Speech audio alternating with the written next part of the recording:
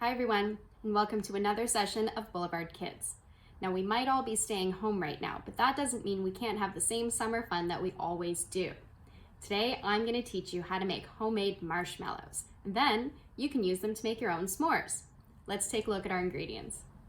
So you'll need 3 packages of unflavored gelatin, 1.5 cups of sugar, 1 cup of corn syrup, a thermometer, 1/4 teaspoon of salt, 1/4 teaspoon of vanilla, 1/4 cup of icing sugar, 1/4 cup of cornstarch. Now you'll also need a few things that you can find in your kitchen. You'll need a pot, a cake pan, a bowl, and an electric mixer. Now the key to making marshmallows is making sure you have everything ready before you start. Once we actually make the material that forms the marshmallows, we have limited time to get it set and ready before it starts to harden. So we're gonna get all the pieces in line first.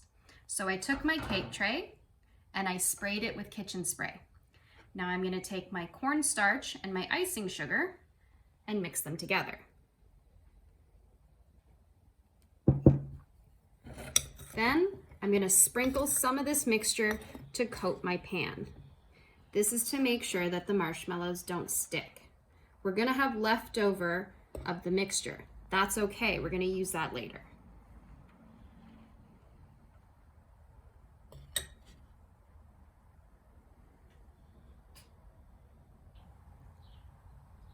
So the next step is to take a bowl and put 1/2 cup of cold water in it. Then we're gonna take all 3 of our gelatin packets and mix it in.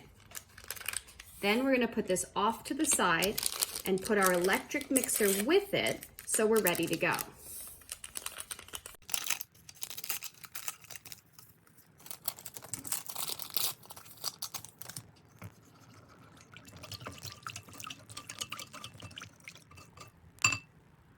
So now let's get our mixture ready. In my pot, I've put 1/2 cup of cold water. I'm gonna add the salt, the sugar, and the corn syrup.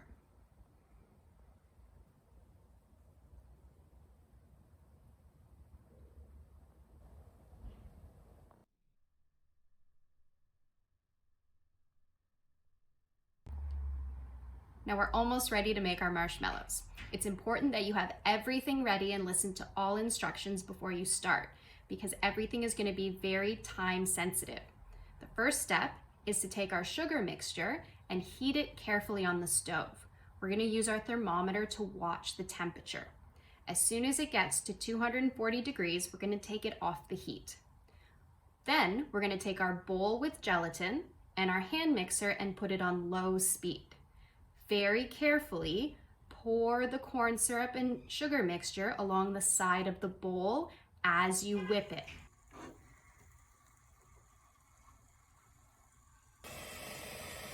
Now you want to make sure you're adding the syrup along the edge of the bowl and not directly onto the gelatin, because that can burn it. Now you're going to continue whipping the mixture for about 12 minutes until it's really big and fluffy. At the last minute, you're going to add the vanilla.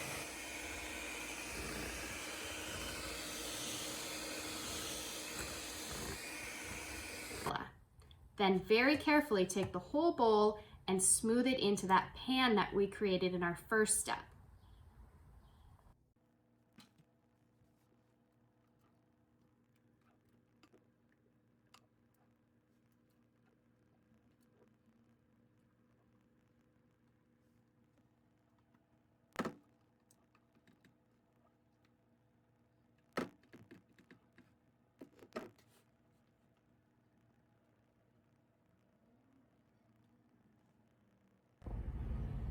So now after all that mixing, we've put it in our pan, and we're gonna take our cornstarch and sugar mixture and sprinkle it over the top. Once you've sprinkled it evenly all over, we're gonna put this to the side and let it rest. It's gonna stay uncovered, don't put anything on top. It needs to rest for at least 4 hours, but it's best if you leave it overnight.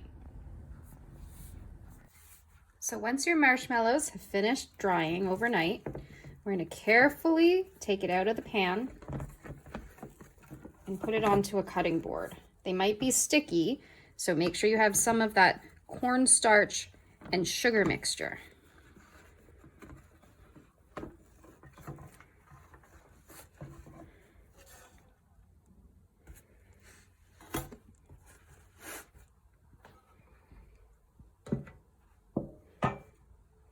So I'm going to dust it again, and then I'm going to cut them into squares.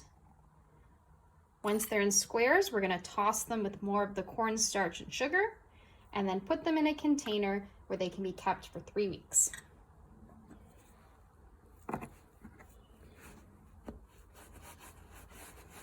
Now you can make any size or shape ones you want.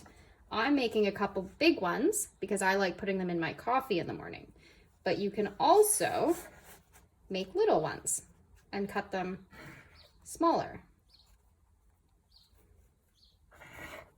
Now the reason we use the cornstarch and sugar mixture is it helps them not stick together. See how it's sticking to my finger? The cornstarch is going to prevent them from all sticking together. It's also going to make sure they don't get mushy and they hold their shape.